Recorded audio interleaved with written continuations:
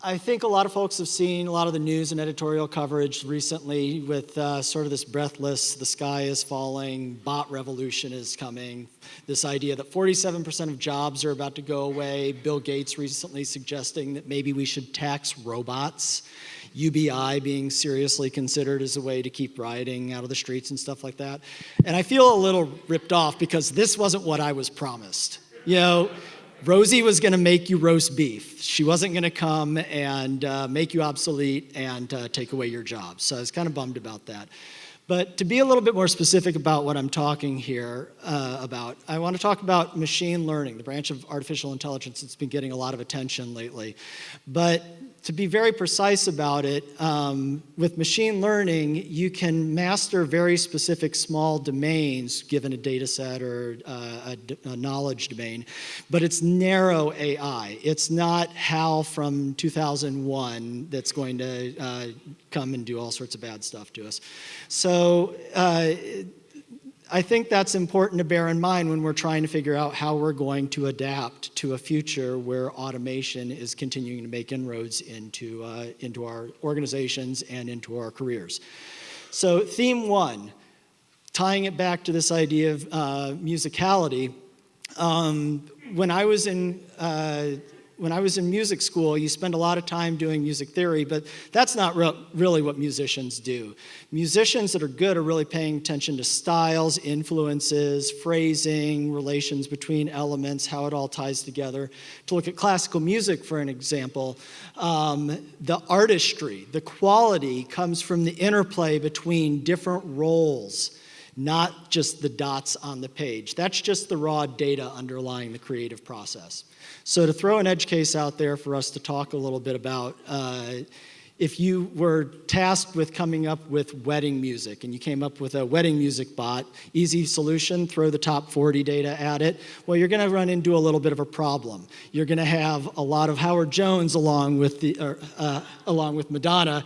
I think everybody is going to agree who the greater musical artist was here, right? Oh. Howard sold a lot of records, but no. Humans are uniquely suited to be making larger assessments of quality, to be looking at the broader patterns, to be applying context to questions of quality. These are very subjective qualitative assessments. So that's thought one. Thought two, our roles are going to change.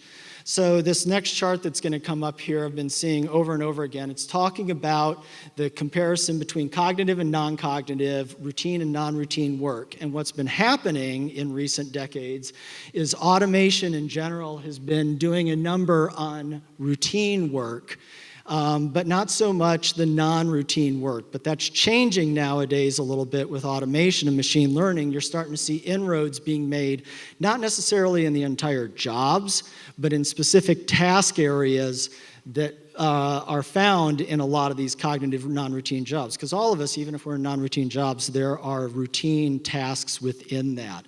And that's what I'm looking at as an agency owner here in town. I run a small tech services shop. We're going to need to start thinking about this as a whole, as individuals and organizations. When we have all these high-level train of thought.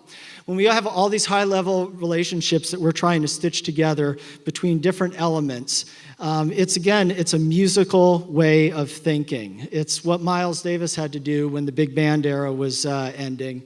And he had to think creatively about how to innovate, how to build, how to do what was coming next. That's, again, what I'm thinking is coming with a lot of organizations and our roles. We have to ask ourselves individually, where do our tasks fall on this matrix? The stuff that our customers are paying us to do, where do they fall? What is our organization going to do to adapt? Again, I think these are musical ways of thinking.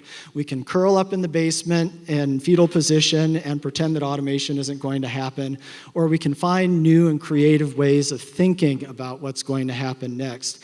So I'm personally trying to apply more musical ways of thinking to what I'm doing with my practice and with my career, and I just wanted to share that thinking with you. Thanks.